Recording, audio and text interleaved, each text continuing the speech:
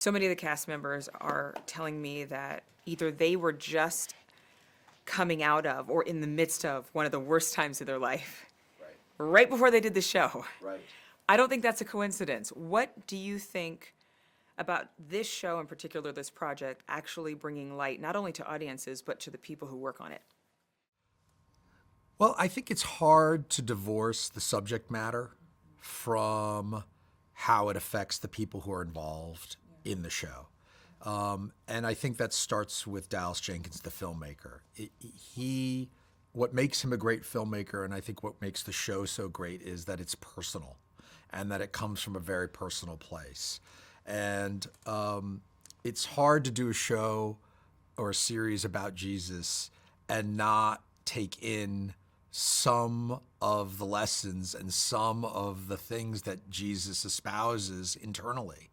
And so it's not surprising that these actors who are playing these parts in particular are feeling some sense of transformation from the roles that they're playing. And for myself, I'll say, I believe strongly in entertainment. I think that entertainment is important in people's lives.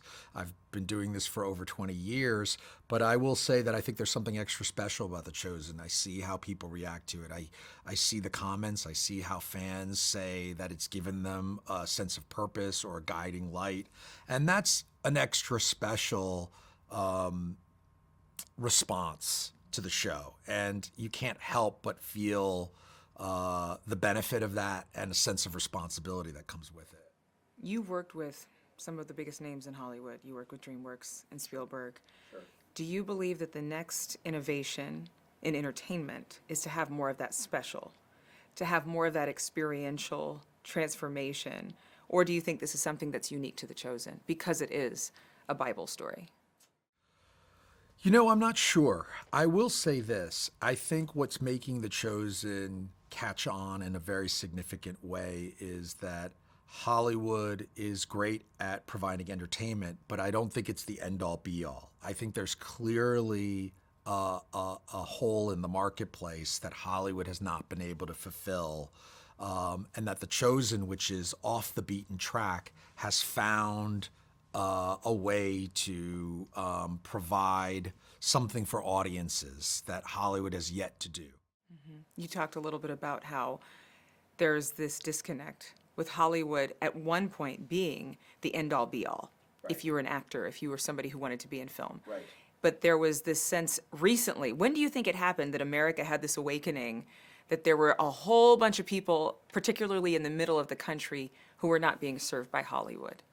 I'm not exactly sure, but I think in the last 10, 15 years, there's been some kind of shift for sure. I don't know if it started with Yellowstone and Hollywood saying, wait a second, there's this whole other part of the country that we maybe are not so tapped into.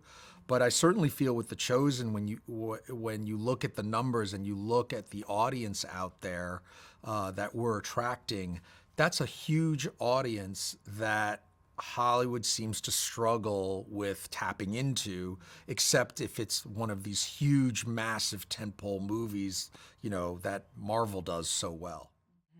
In terms of this being faith-based or historical drama, what do you tell people who are unchurched and who have not heard of The Chosen? How do you describe this? I would say it's a historical drama about one of the most significant figures in history who was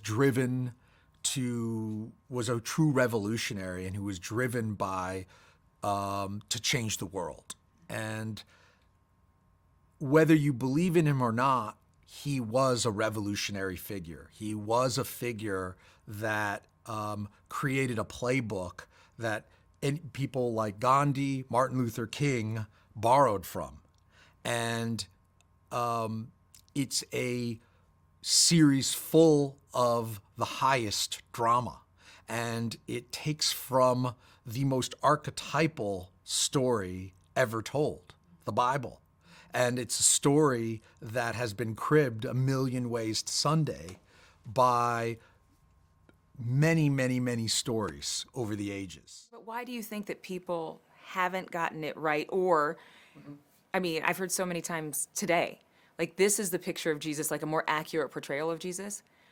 What do you think The Chosen and Dallas are doing right, and Jonathan are doing right to get it to be this compassionate or more gentle or more accurate picture? And why did it take so long to get here? Well, I think in many ways Dallas as a filmmaker is something of a unicorn. I think he is somebody who has a deep spiritual belief, and I think and because of his deep spiritual belief, he has a very specific point of view about Jesus, which is a Jesus that hasn't been portrayed as of yet, which is a much more accessible Jesus than what we've seen in movies or television up until now. A relatable Jesus, a more human, if you will, Jesus. A Jesus who laughs, a Jesus who cries, a Jesus who is approachable, a Jesus who is more ethnically relatable and accurate than the more